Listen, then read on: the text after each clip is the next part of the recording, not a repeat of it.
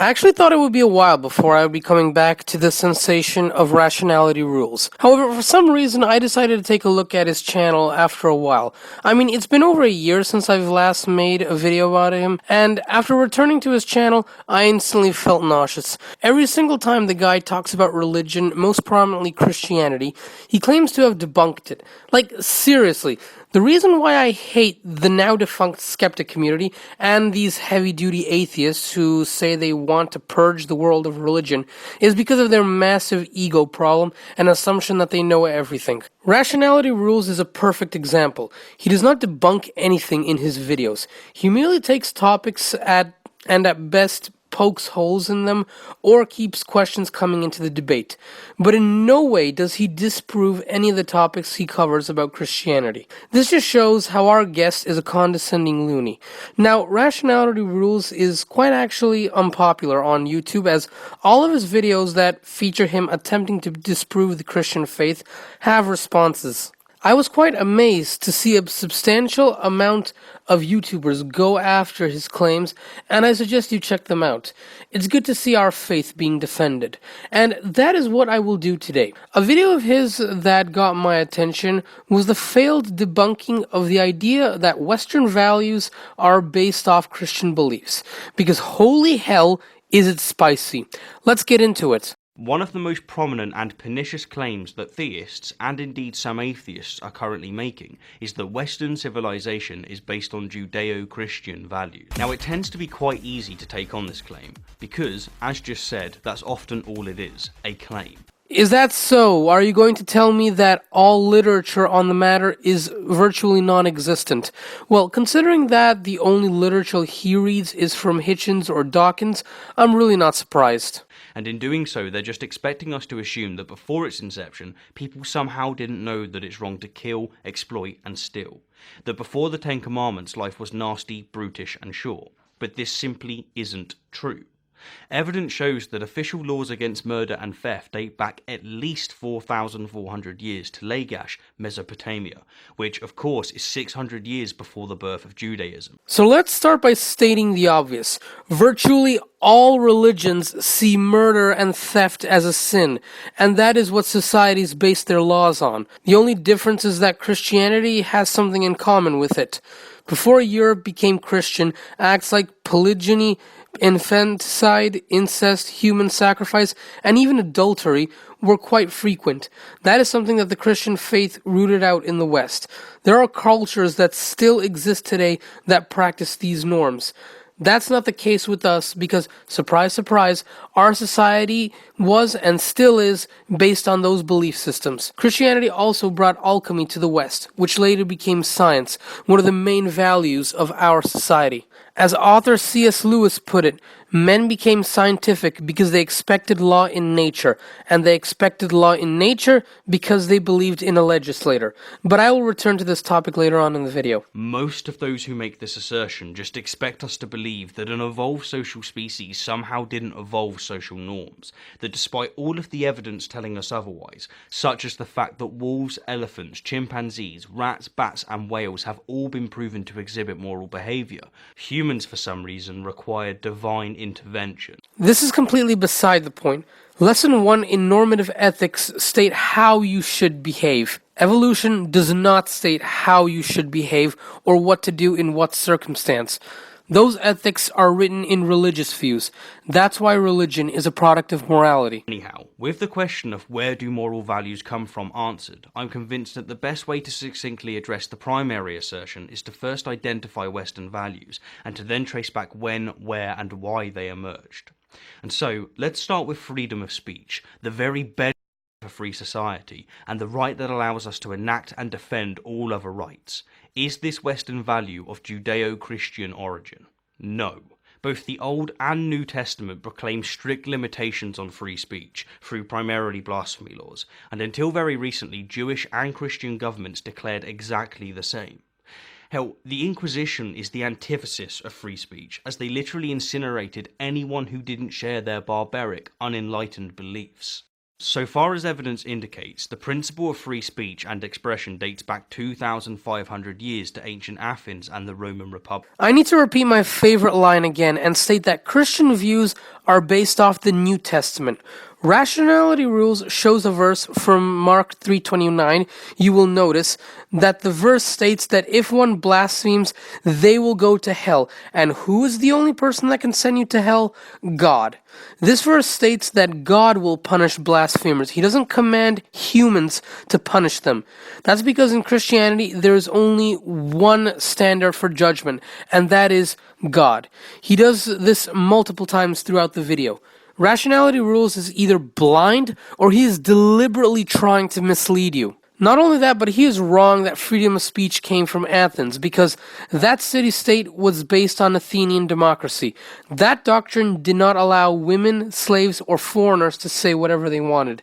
The freedom of speech that we know today started with John Milton, who advocated for freedom of press, political thought, tolerance, and divorce. And it was his Christian faith that motivated him to do so. Wow, Rationality Rules really did fail history. But true freedom of speech didn't emerge until the early Enlightenment, 1689, with first the British Bill of Rights and shortly after the French Revolution. Now he just proved that he's an idiot. The French Revolution suppressed freedom of speech. If you simply claim to be an aristocrat or religious or even having been opposed to the ruling party, you were guillotined. I don't think that's freedom of speech. Moving on, what about liberty? You know, the abolition of slavery, and with it the pursuit of happiness. Did this value that so characterizes the West come from Judaism or Christianity? Again, no. The Old and New Testament both explicitly endorse slavery, and in fact provide rules and regulations for several categories of slaves, regulations that both Jews and Christians enacted and upheld during the vast majority of their time in power.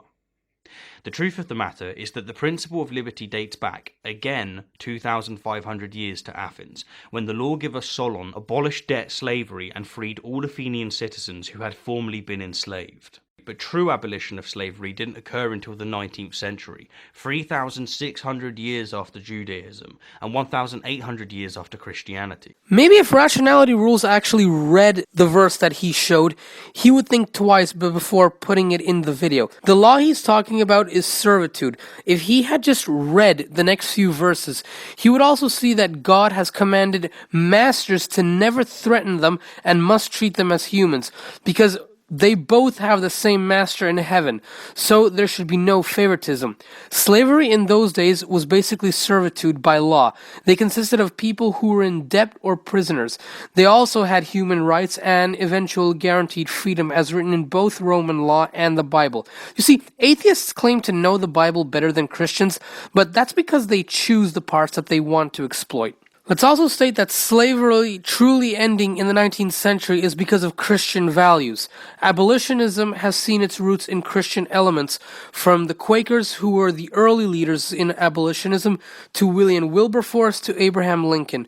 To be honest, I do not know a single atheist who abolished any form of slavery, and I'm looking at Stalin's slave labor force in the gulags. Now some, such as Theo Hobson, would argue that since Christianity dominated the West during this time, the abolition of slavery was, and still is, rooted in Judeo-Christian values.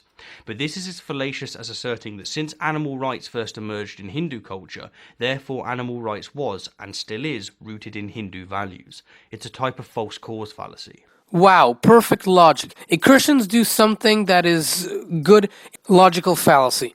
But if they do something bad, it's of their religion. He's really living up to the Rationality Rules title.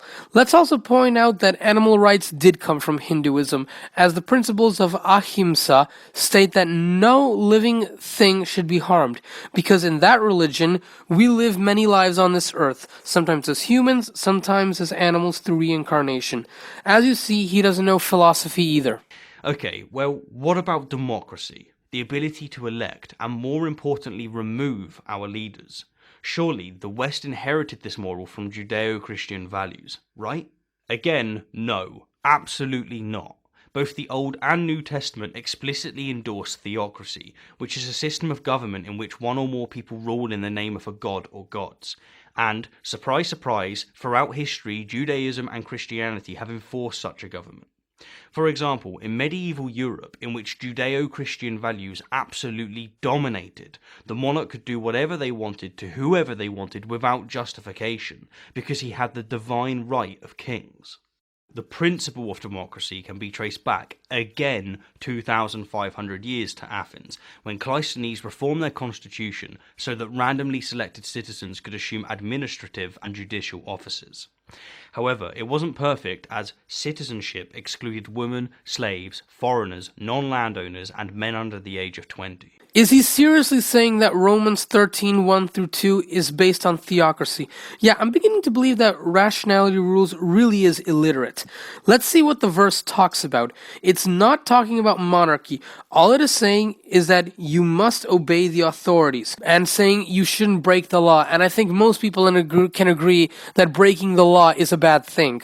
Nowhere does it command that it must be a religious leader, or cannot be democracy.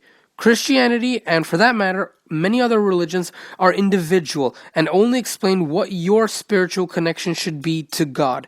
Politics, economy, foreign affairs, and all that are independent of the faith.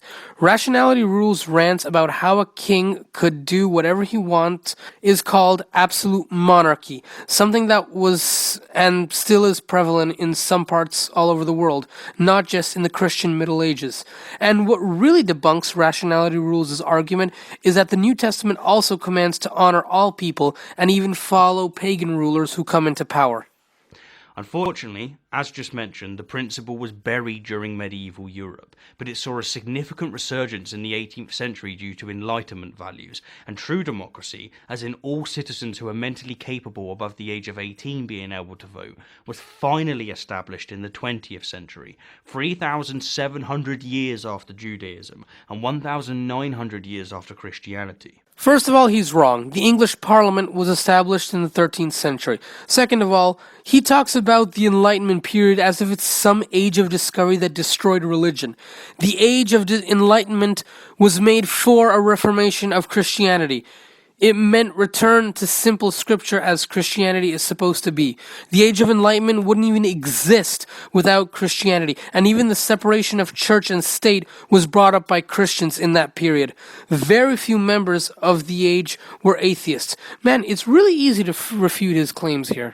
And while we're on the topic of suffrage, what about equality in general? You know, equal opportunity for all ethnicities, all sexes, all classes, all ages, and all sexual preferences.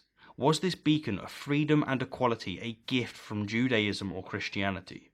Again, no. Judeo-Christian edicts fervently oppose such equality, demanding the subordination of women, the execution of homosexuals, and, as already mentioned, the endorsement of slavery and the execution of blasphemers. Now we have to get to my favorite part, as here we see how rationality rules tries to deceive you.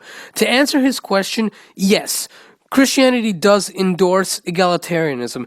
It is even commanded in Galatians 3:28, stating that there is neither a Jew nor a Gentile, nor a man nor a woman, nor a slave or a free.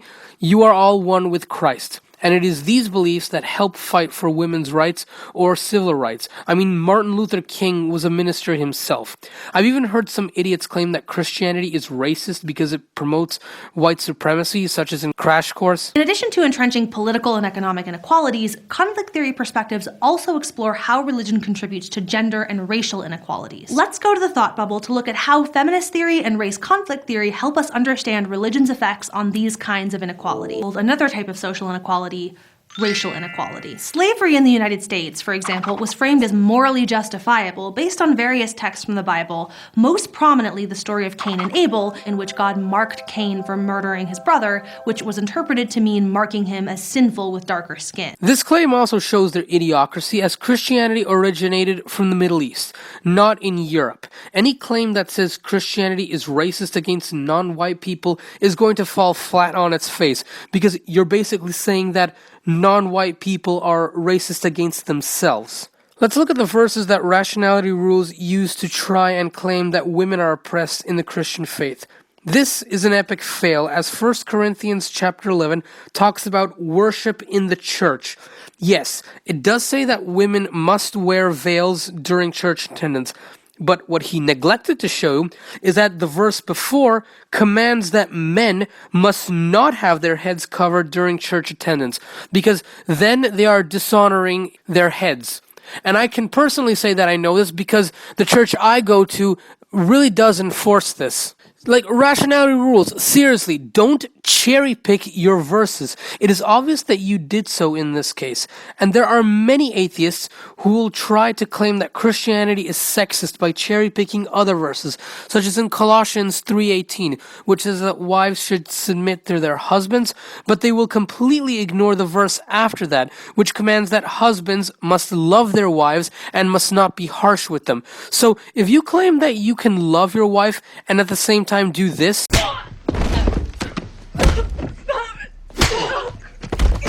then you have a really weird definition of love. Not that I care, but where is your husband? Why, he's dead. I'll bet he's just using that as an excuse. Once again, I can easily say that Rationality Rules failed miserably in his debunking video because he didn't read any of the verses he used in his arguments and he cherry-picked other verses. This is not a recipe for success, and it would be good to mention that many other anti-theists follow the same strategy. Rationality Rules is so hateful of religion that he will immediately use anything that sounds appealing to him in order to win over that case. And a good example is his egalitarian argument that he uses Leviticus to brand Christianity as something intolerable, which is strange because he himself knows that Leviticus is in the Old Testament, something that is not meant for Christians but for Jews. I honestly don't know what he is playing at. So my final response to Rationality Rules is this. Read the verses that you have trouble with in full. Don't cherry pick your arguments, and most importantly, get your facts straight. If you're going to criticize Christianity, then at least do it right.